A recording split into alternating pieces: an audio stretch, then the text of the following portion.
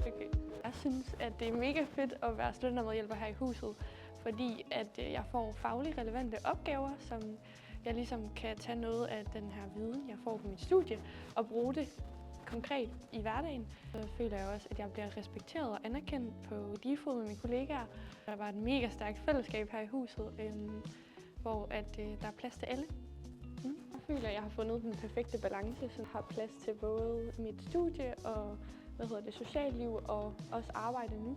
Og det gør jo selvfølgelig, at jeg har noget mere frihed også, at jeg har tid til at tjene lidt penge ved siden af mit studie. Og i forhold til timer og sådan noget her, så har jeg masser af fleksibilitet.